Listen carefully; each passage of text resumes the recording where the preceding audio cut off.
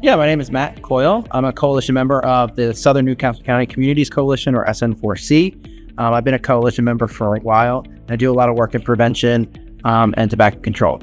So in our presentation, we talked about the coalition's relationship with the Middletown Police Department and how their relationship with the police department has resulted in positive outcomes in the community. And we talked about different events that they do and different outcomes that they have within the community. So I started coming to CADCA when I was in a former job and I was running a statewide youth program.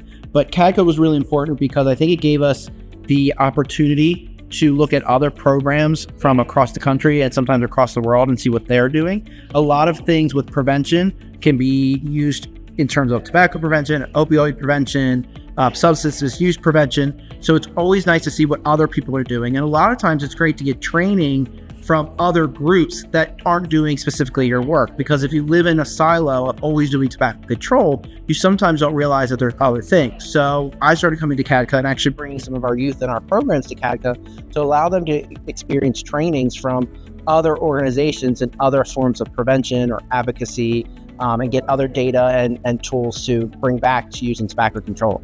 So I think prevention means to me is making sure that people have the information that they need to make the right decision. Now, everybody's not going to make the same decision. Everybody's not going to make the 100% healthy decision. But if people know the information about, say, what does vaping do to you, or what does smoking do to you, or what does marijuana use do to you, or alcohol use do to you, I think it's important for people to know that in order to make their decisions. Everybody makes mistakes. Everybody tries different things to really see what it's about. But I think the more that we're able to make sure that kids don't try things just out of the view of, I just want to try it to see what happens, I think that helps save lives. I think prevention saves lives. It helps keep healthcare costs down. It helps just keep our community and our world healthier.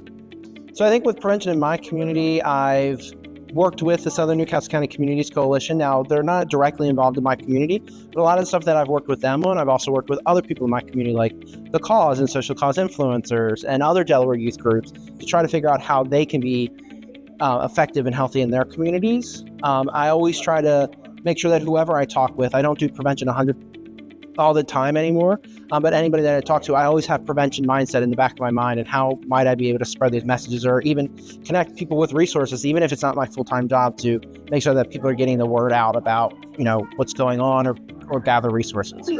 I think that prevention is the key to making sure we save people's lives.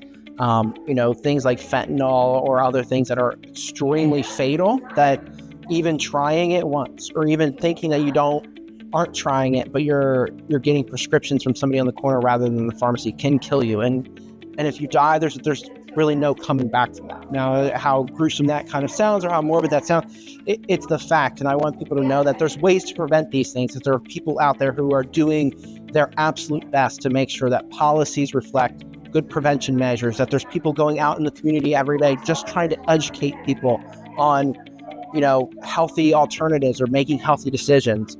And that prevention is extremely powerful. And we don't always have to use things like, addiction services or rehab, because if we have prevention, then we don't need those.